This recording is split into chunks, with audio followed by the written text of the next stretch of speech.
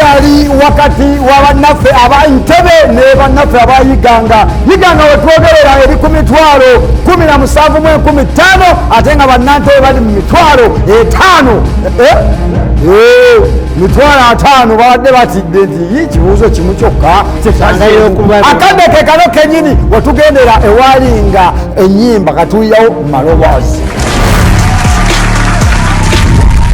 ozi byomanyi onyiga bunyizi n'ogamba oyo mwami yegundi oyo omukyala yegundi tusimbudde ekyuma kalimagezi sumulula era kampeyini eddako nti omupiira ogusembayo tuyinza oba tugusambira Tanzania ate nga twalabako nti nebekwasamba Kenya baneka baffe bennyini asoose okunyiga abo oba tolina ansa sente nga zo zikkirira kapiteeni wa Uganda Cranes Dennis Onyango emitwalo 5 kikuwadde tekayo eddoboozi eddala kyuma kalimagezi nga tebakyabitegeera kubanga bonna babawinze okuba nga bakiyita ki mu Luganda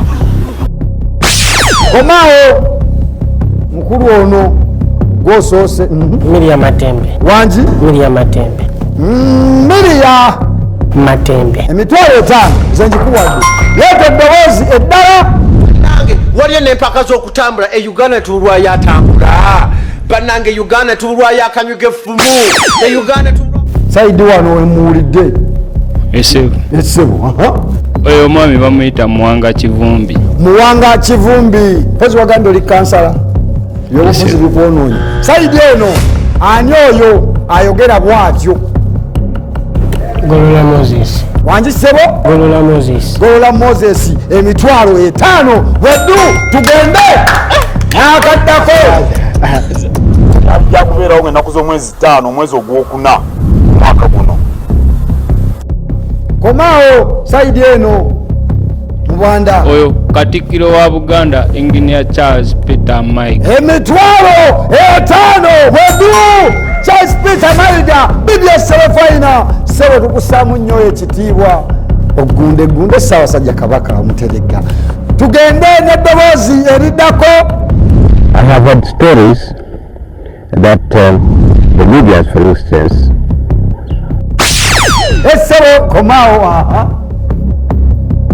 Idi Amin Dada emitwalo njikugyeko saidi eno njagala njibaweemuuko ani oyo Speaker mukulu Jacob Olanya ogezezzaako nnyo Milton Obote omumanyi ye mwami oyo eddoboozi eyo ama mpeereza eddoboozi eddala. Police must always be on guard against being manipulated by politicians. Essebo oyo omukyalo w'ekitiibwa Rebecca Litwala Kadali emitwalo 5 abantu b'Obusoga oyo ye maama Rebecca Kadaga bannange ngenda bambawumulizaamuuko ate wano katono nnyo nkomewo mu katundu kaffe kali tetuyita gold round tuva tugeze mu kitundu kyaffe ekya golden round. Kapiteeni ojja kujja wano, kapiteeni ojje wano. Kapiteeni tutyayo omuliro gwakutte dda. Sawa kapiteeni, sente ziri mmeka? 27 kitundu. Kapiteeni ziri mmeka? 55. Amateeka agafuga akatundu kano waka golden round ndowooza mugagoberera era mugamanyi.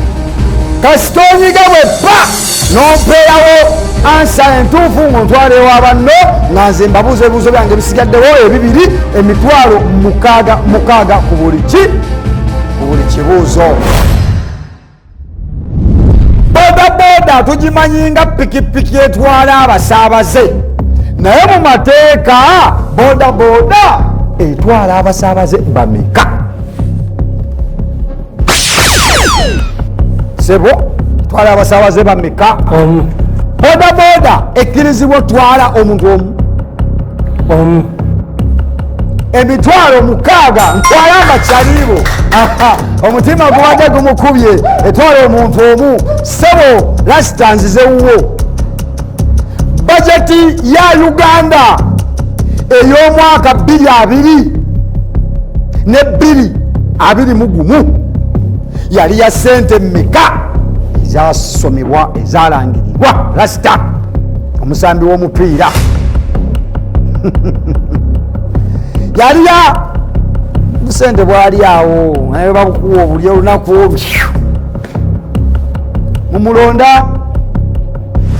mumulonda bannange musomesa bino bifo bimanyi mulonde yali ya sente mmeka yali ya triliyoni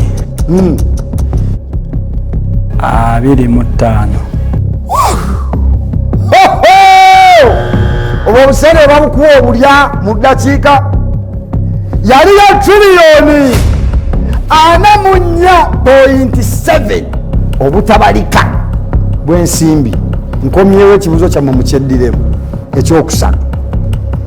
Munnayuganda omutuufu owa bulijjo agenda ku internal affair okufuna passport, naye passport ya munnayuganda oyo owa bulijjo erina kuba mu kala ki oba mu langi ki? Langi ki? Red. Wa bulijjo bamuwadde red passport. Saidi eno bakulonda sente kazifuumuuke gugugu. Eri mu kala ya blue. Eri mu kala ya blue. Bannaffe bannayiganga muddidde kompyuta ne mugikaka okujja emitwalo 71 ne zijja ne zidda eno olwa kala ya blue yokka.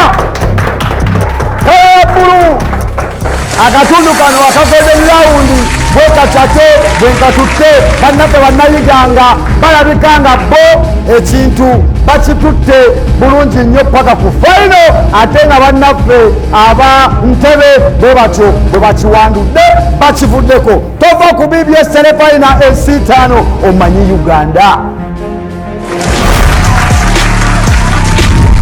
Tuli ku nsitano akatundu kano webazigabira webaziyiira abakulu bano bazisa emirundi gyonna nga wano webabafuukira ekizibu, era ku mulundi guno eno gwe ali ekeera katweyungako wano wetutuuka n'otunula ku busiriva buneeno kasitabikkula akalimu ekiiso omanya sente yonna yonna 98,150 talinaako yadde, ate kuliko kali akagamba nti tetuzitwala mu makkati era netuzaawulamu 8,900 nemutwalako waafu netutunulira akalimu times 2 tukwata ziri zennyini 98 netukugattirako 9,850 n'ofuna kingi nemubaamu aka orphanage akabamulekwa mwoyambira bamulekwa. Mulundi guli mwalonda bamulekwa Yeseewo.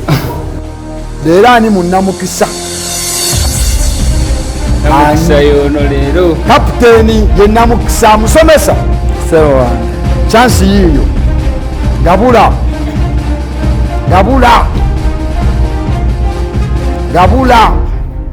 tandika biri ebyedda kanemu kanabiri kafumba kakongome malanga yangu ababo budde tewali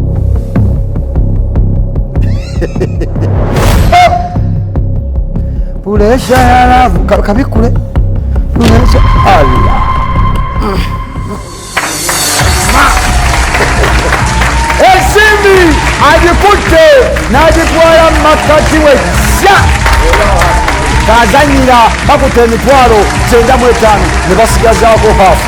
Londako kamu tulabe obwo mukisa gwe gubadde londa olaba obadde ogenda okukikola banno amma naawe Jemaima busigaddewo bubiri londako kamu mu sipiriya iriri tulabe omukisa gwe gubadde obadde ogenda londa kaliwa yanguwa bino sigwa wangula wadde wadde bamulekwa mwalemererwa okumanya wali sente omulungi agaba ku BBS Telefaina ensi5 omanyi Uganda naye musimazinga omuganda wamami mba nkusibulira waneeno ate tusinkane ku luzannya olwa faino eya ensi5 omanyi Uganda.